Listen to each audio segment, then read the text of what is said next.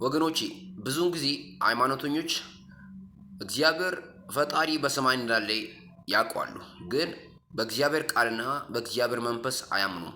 ይህ ማለት ሰይጣን ዲያብሎስ የሚባለው መጀመሪያ እግዚአብሔር በሰማይ እንዳለና እግዚአብሔር አምላክ እንደሆነ ያውቃል፣ ግን አላመነም። በቃሉና በመንፈሱ ስላላመነ እንደወረደ እነዚህ ሰዎች ከሰይጣን ጋር ተሰልፈዋል ማለት ነው።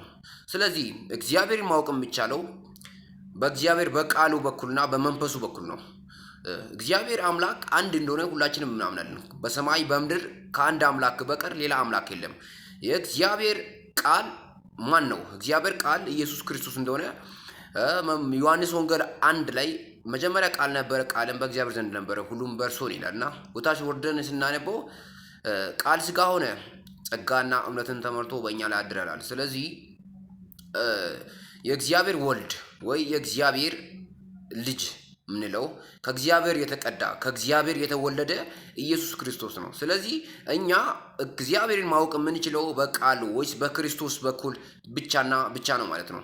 ስለዚህ ለእኛ ማወቅ የተሰጠው በባይብልክም ቢሆን በመንፈስም በክርስቶስ ኢየሱስ በኩል እግዚአብሔር ልናውቀውና ልንረዳው እንችላለን።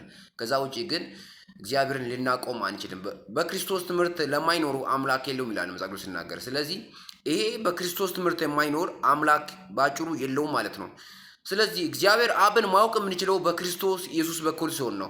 የእግዚአብሔር ቃልን ካላከበርን እግዚአብሔርን ልናመልክ ለሱ ልንሆን አንችልም።